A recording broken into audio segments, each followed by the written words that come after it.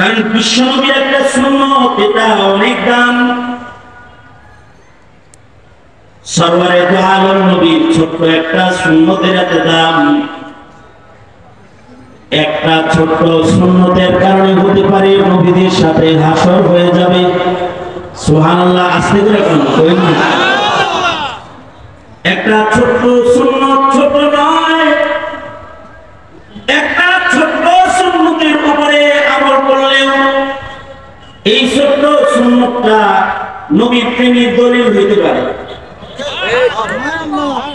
কারণ নবী প্রেম যার ভেতরে পাওয়া যাবে সে নবীর সাথে জান্নাতে থাকবে।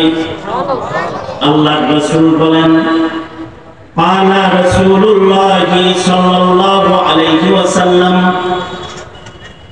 মান আহাব্বা সুন্নতি ফাকাদ আহাব্বানি ওয়া মান আহাব্বানি কানা মাই ফিল জান্নাহ।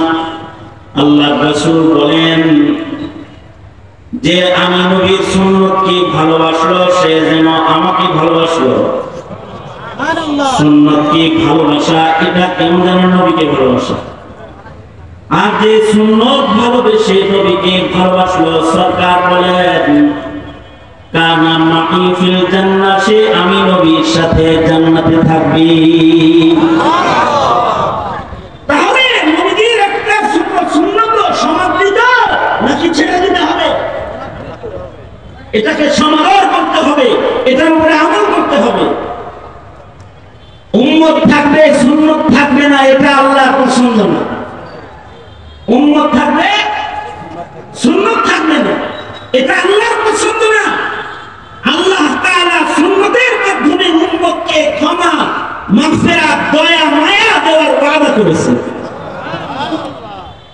এই কারণে আল্লাহ পাক বলেন, কুল ইন কুনতুম তুহিব্বুনাল্লাহ, কুল ইন কুনতুম তুহিব্বুনাল্লাহ ফাত্তাবিউনি ইউহিব্বুকুমুল্লাহ ওয়া ইয়াগফির লাকুম যুনুবাকুম ওয়াল্লাহু গফুরুর রহিম।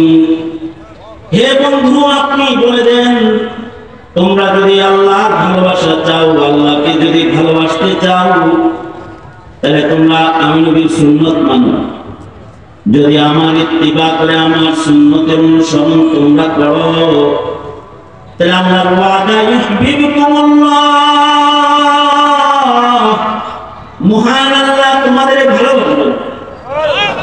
আল্লাহ তোমাদেরকে শুধু ভালোবাসবেন তা না, ইয়াগফির লাকুম যুনুবাকুম, সুন্নত মানলে পরে আল্লাহ তাআলা সুন্নতের আমলের বদলায় তোমার গুনাহ মাফ করবেন। আল্লাহু আকবার, জোরে করে বলেন।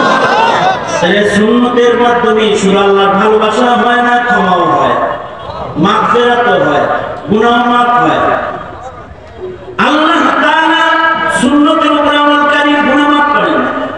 আল্লাহ গফুর, আল্লাহর নাম, আল্লাহ পাকের শান শুধু গফুর নামের শান না, আল্লাহ পাক রহিম, আল্লাহ পাক দয়ালু। শুধু ক্ষমা করবেন তা না, দয়ালু মালিক দয়া করবেন। কি দয়া করবেন? আল্লাহ তাআলা দয়া করে নিজের কাছে আল্লাহ তাআলা জান্নাতে বান্দাকে জায়গা দান করবে। এটা সুন্নতের কথা। যাদের কাছে সুন্নত ভালো লাগে তাদের আল্লাহর পুরস্কারগুলো সমাজে মুসলিম হিসেবে পরিচয় দিয়ে বসবাস করো। আর সুন্নত ভালো লাগে না, তাহলে তুমি গালি দাও, তুমি মুসলমানের বাচ্চা হয়ে এমনকি আচরণ তোমার ভেতরে শোনা পড়ে না। তিরস্কার করে বলো, বলো এগুলো সব জঙ্গি, দাড়ি তুমি দেখতে পারে গাল বন্ধ করো, কাকরুল্লাহ বলো। আজিয়াফি রহমাতুল্লাহি আলাইহির ব্যাপারে হারুন রশিদের কাছে বিচার দিল, বাদশার কাছে, খলিফাতুল মুসলিমিনের কাছে অভিযোগ দিয়েছে। কি অভিযোগ? যে হারুন রশিদ আপনার রাজ্যের প্রধান বিচারপতি যিনি কাজিয়াফি, সে তো ক্ষমতাসীনদের বিচার একরকম করে আর দুর্বলদের বিচার আর একরকম করে। এটা তো হুকুমত দিচ্ছে, আপনার ওনার ব্যাপারে বিচার দিচ্ছে। খলিফাতুল মুসলিমিন হযরত কাজী ইয়াফিকে ডাকলেন, হারুন রশিদ ডাকলেন, রাগ করে ডাকছেন। কি জন্য ডাকছেন? জিজ্ঞাসা করবেন তোমার নামে এই অভিযোগ উঠলো কেন যে তুমি দুর্বলের বিচার একরকম করো আর সবলের বিচার আর রকম করো। এটা জিজ্ঞাসা করার জন্য দরবারে রাখছেন। এই কাজী উনি কাজী সাহেব, বিচারপতি সাহেব হারুন রশিদের দরবারে গেছে, খলিফার দরবারে গেছে জবাবদিহিতার কাঠগড়ায় জবাবদিহিতা করার জন্য। সব মজলিস এজলাস যখন বসেছে আর বিচারপতি সাহেব যখন বসে আছেন, মনে রাখতে হবে বিচারপতি কিন্তু বিচারপতি মালিকের মতো বিচারপতি না। এই যে এখন বিচারপতি মালিক কালা পালায় ঘুমাইতে মালিক, এইরকম বিচারপতি কাজী ইয়াফি ইসলামের ইতিহাসে স্বর্ণীয় বিচারপতিদের একজন কাজী ইয়াফি। ওনাকে ডাকছে আসামির কাঠগড়, জিজ্ঞাসাবাদ করবে। ঠিক এই সময় বাদশাহ হারুন রশিদ একটা হাঁচি দিছে। বাদশাহ হারুন রশিদ হাঁচি দেওয়ার সাথে সাথে দরবারের যত মন্ত্রী, এমপি, প্রশাসনের কর্মকর্তারা যারা বসা ছিল সবাই মিলা হারুন রশিদের হাসির জবাবে বলতেছে ইয়ারহামুকাল্লাহ। আপনারা কি বলেন? হ্যাঁ, হাসির জবাবে কি বলেন? ইয়ারহামুকাল্লাহ বলেন। গোটা মজলিসে সবাই মিলা বলছে ইয়ারহামুকাল্লাহ। একটা ইয়ারহামুকাল্লাহ সুন্নতের কিন্তু অনেক দাম, কারণ বিশ্বনবীর একটা সুন্নত, এটা অনেক দাম। সরওয়ারে দু আলম নবীর ছোট্ট একটা সুন্নতের এত দাম। একটা ছোট্ট সুন্নতের কারণে হতে পারে নবীদের সাথে হাসর হয়ে যাবে। সুবহানাল্লাহ, আস্তে করে করেন না। একটা ছোট্ট সুন্নত ছোট নয়, একটা ছোট্ট সুন্নতের উপরে আমল করলেও এই ছোট্ট সুন্নতটা নবীর প্রেমের দলিল হইতে পারে। কারণ নবী প্রেম যার ভেতরে পাওয়া যাবে সে নবীর সাথে জান্নাতে থাকবে। আল্লাহর রাসূল বলেন, পালা রাসূলুল্লাহ সাল্লাল্লাহু আলাইহি ওয়াসাল্লাম, মান আহাব্বা সুন্নতি ফাকাদ আহাব্বানি ওয়া মান আহাব্বানি কানা মাই ফিল জান্নাহ। আল্লাহর রাসূল বলেন যে আমি নবীর সুন্নতকে ভালোবাসলো সে যেন আমাকে ভালোবাসলো। সুন্নতকে ভালোবাসা এটা কেমন যেন নবীকে ভালোবাসা। আর যে সুন্নত ভালোবেসে নবীকে ভালোবাসলো, সরকার বলেন কানা মাই ফিল জান্নাহ, সে আমি নবীর সাথে জান্নাতে থাকবে। তাহলে নবীর একটা সুন্নত সমাদৃত নাকি ছেড়ে দিতে হবে? এটাকে সমাদর করতে হবে, এটার উপরে আমল করতে হবে। উম্মত থাকবে সুন্নত থাকবে না, এটা আল্লাহর পছন্দ না। উম্মত থাকবে সুন্নত থাকবে না, এটা আল্লাহর পছন্দ না। আল্লাহ তাআলা সুন্নতের মাধ্যমে উম্মতকে ক্ষমা, মাগফিরাত, দয়া, মায়া দেওয়ার ওয়াদা করেছেন। এই কারণে আল্লাহ পাক বলেন, কুল ইন কুনতুম তুহিব্বুনাল্লাহ, কুল ইন কুনতুম তুহিব্বুনাল্লাহ ফাত্তাবিউনি ইউহিব্বুকুমুল্লাহ ওয়া ইয়াগফির লাকুম যুনুবাকুম ওয়াল্লাহু গফুরুর রহিম। হে বন্ধু, আপনি বলে দেন তোমরা যদি আল্লাহর ভালোবাসা চাও, আল্লাহকে যদি ভালোবাসতে চাও, তাহলে তোমরা আমি নবীর সুন্নত মানো। যদি আমার ইত্তিবা করে আমার সুন্নতের অনুসরণ তোমরা করো, তাহলে আল্লাহর ওয়াদা ইউহিব্বুকুমুল্লাহ, মহান আল্লাহ তোমাদের ভালোবাসবেন। আল্লাহ তোমাদেরকে শুধু ভালোবাসবেন তা না, ইয়াগফির লাকুম যুনুবাকুম, সুন্নত মানলে পরে আল্লাহ তাআলা সুন্নতের আমলের বদলায় তোমার গুনাহ মাফ করবেন। আল্লাহু আকবার জোরে করে বলেন। তাহলে সুন্নতের মাধ্যমে শুধু আল্লাহর ভালোবাসা হয় না, ক্ষমাও হয়, মাগফিরাতও হয়, গুনাহ মাফ হয়। আল্লাহ তাআলা সুন্নতের উপর আমলকারী গুনাহ মাফ করেন।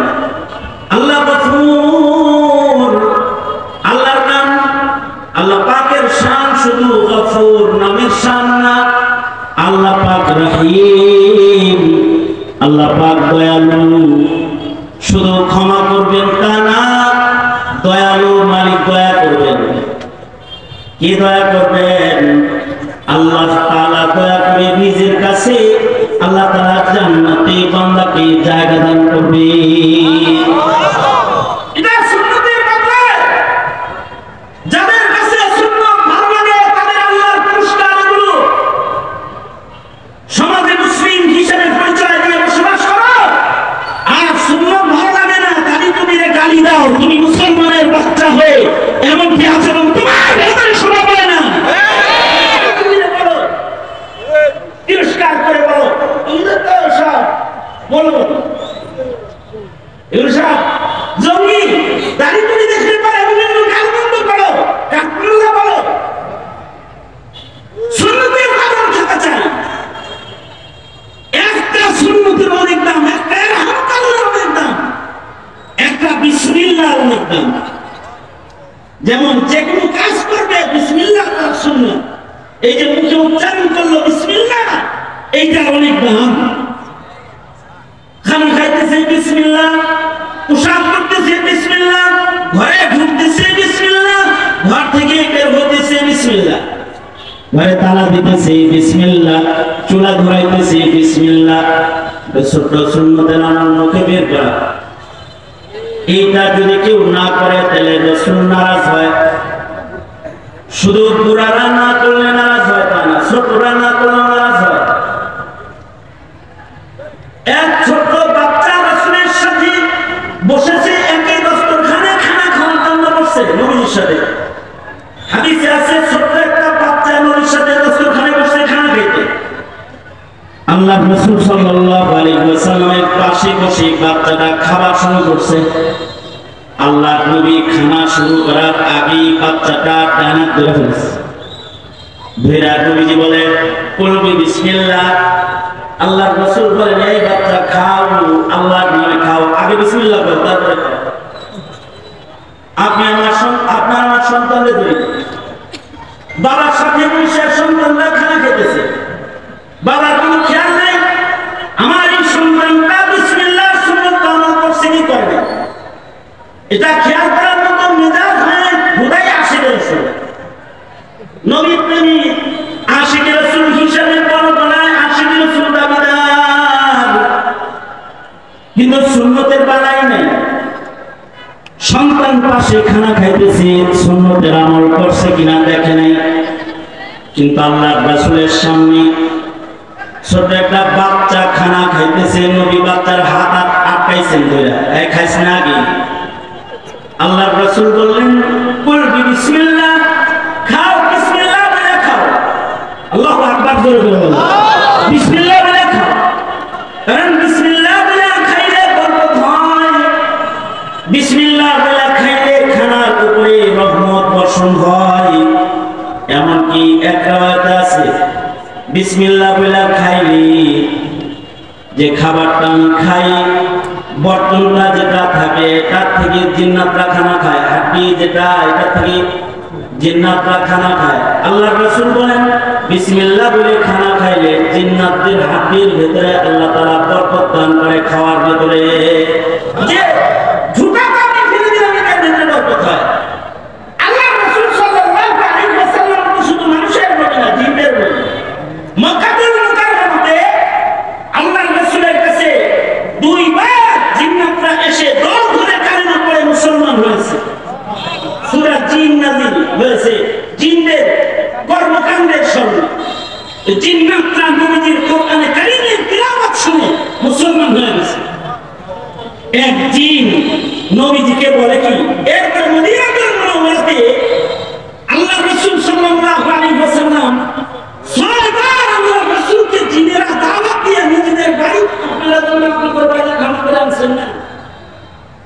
নবীজিকে 6 বার জিনেরা দাওয়াত দিয়ে হেবর বাড়িতে নিছে, তাদের রাজ্যে নিছে, তাদের মাহফিলে আল্লাহ রাসূলকে নিয়ে তারা বসাইছে এবং আল্লাহ রাসূল সাল্লাল্লাহু আলাইহি ওয়াসাল্লাম 6 বার জিনদেরকে বয়ান করতে জিনদের রাজ্যে গেছে। সুবহানাল্লাহ বলেন। আমাদের নবী আলাইহিস সালাতু ওয়াস সালাম জিনদেরকে শরীয়তের তালিম প্রদান করেছেন। যখন ওই জিনদের রাজ্যে আল্লাহ রাসূল গেছেন, ওই সময় জিনেরা আল্লাহ রাসূলকে বলে কি, ও আল্লাহর নবী,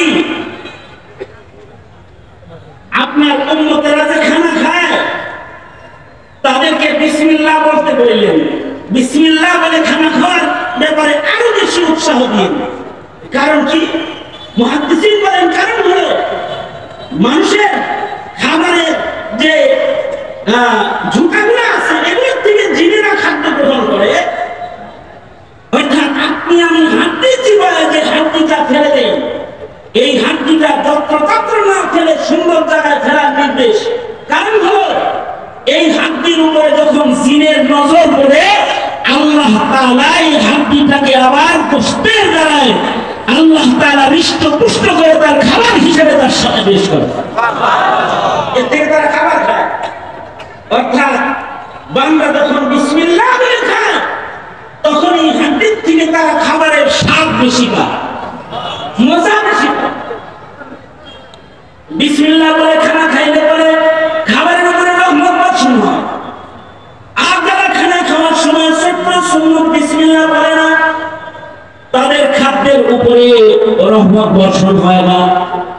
এ কারণে আল্লাহ রাসূল সাল্লাল্লাহু আলাইহি ওয়াসাল্লাম একটা বাচ্চা ছোট্ট সুন্নত বর্জন করে খানা খাইতেছে, আল্লাহর নবী বাচ্চাটার হাত চেপে ধরে বলে, এই বাচ্চা বলবে বিসমিল্লাহ, বিসমিল্লাহ বলে খাও। কারণ একটা সুন্নতের অনেক দাম। আল্লাহ রাসূল বলেছেন আখিরি জামানায় যারা একটা সুন্নতের আমল করবে আল্লাহ তাআলা একটা সুন্নতের আমলের বদলায় তাদেরকে গলা কাটা শহীদের সওয়াব দান করবে। একটা সুন্নত এত মূল্যবান, ওয়াদা করে দেয় না বিসমিল্লাহ ছাড়া কোনো কাজ করব না।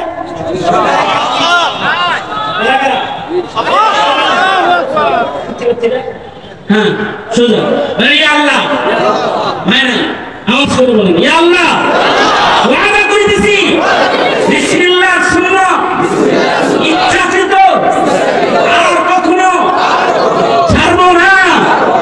জোরে বলেন ইনশাআল্লাহ। কোন কাজ করার ইরাদা করার পরে ইনশাআল্লাহ বলা এটা কি? ইনশাআল্লাহ বলা কি? ইনশাআল্লাহ বলা সুন্নাহ। তাহলে জোরে আওয়াজ করে বলেন ইনশাআল্লাহ। জোরে বলেন।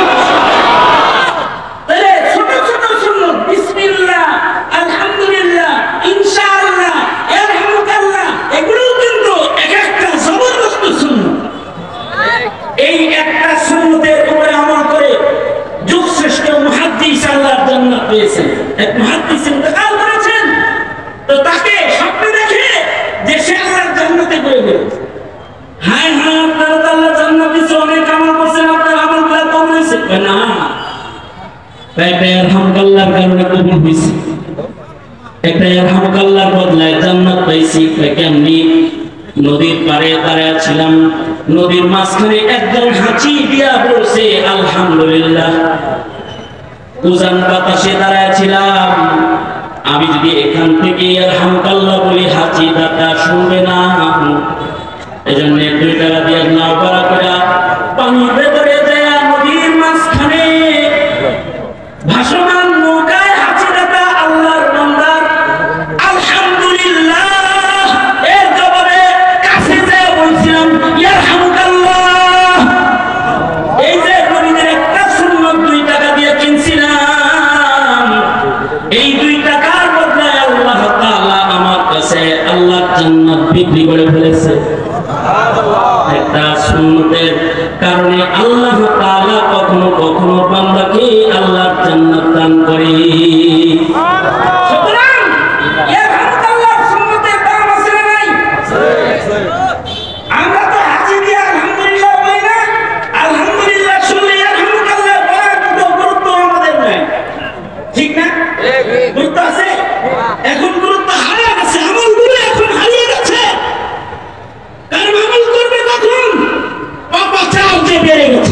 ঠিক কিনা?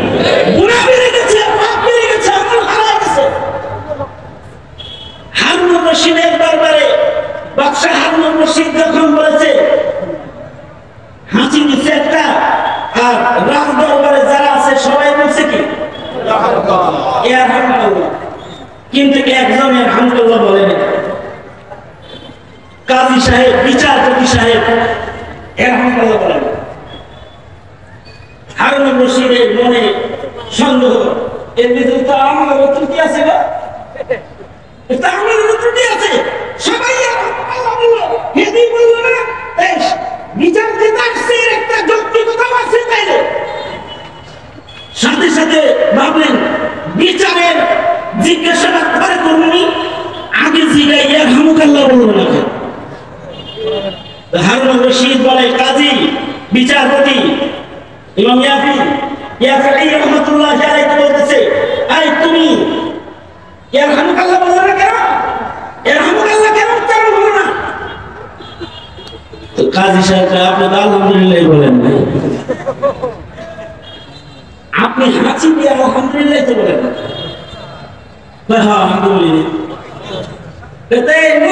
সবাই আলহামদুলিল্লাহ বলছে, এই আলহামদুলিল্লাহ সুন্নতের আমল করার জন্য বলে নাই, সব চাটুকা।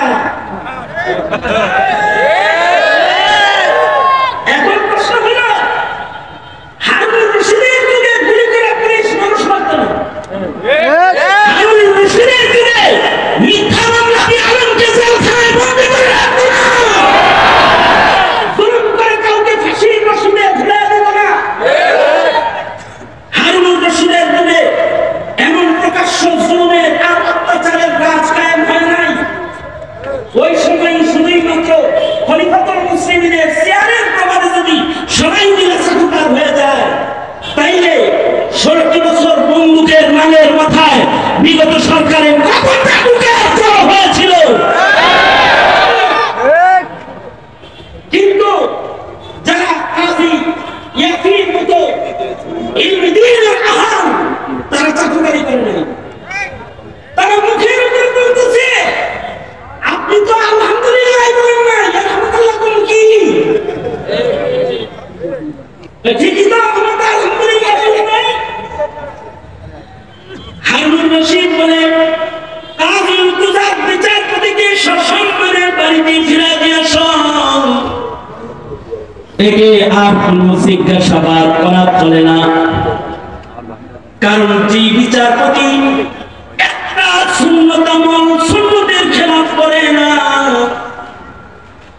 আমল খালি করলে হয় না, আমলটা তো সুন্নত তরিকায় হইতে হয়। ইয়ারহামুকাল্লাহ তার জন্য বলা বাজিব হয়, যার কানে হাঁচি তার আলহামদুলিল্লাহর আওয়াজ যায়। এই সুন্নতের তরিকায় সুন্নত আমলের ছোট্ট এই তরিকাকে ছাড়ে না। সে বিচারের হুকুমতের কার্যক্রমের ভিতরে খেলাফে সুন্নত সে কিছু করতে পারে না। নবীর একটা সুন্নতের ভিতরে যে গড়বড় করে না, সে হুকুমতের বিচারের ভেতরেও গড়বড় করে না। তার মানে হলো, আগের যুগের একজন মুসলমানের কাছে ছোট্ট একটা আমল, এটার অনেক দাম। ছোট ছোট আমল তাদের ভেতরে এমন বিদ্যমান ছিল যে অন্যায় পাপাচার তাদের ভেতরে ছিল না। তারা রাতের অন্ধকারেও গুনাহ করত না, বিধায় এত বাহিনী তাদের লাগতো না।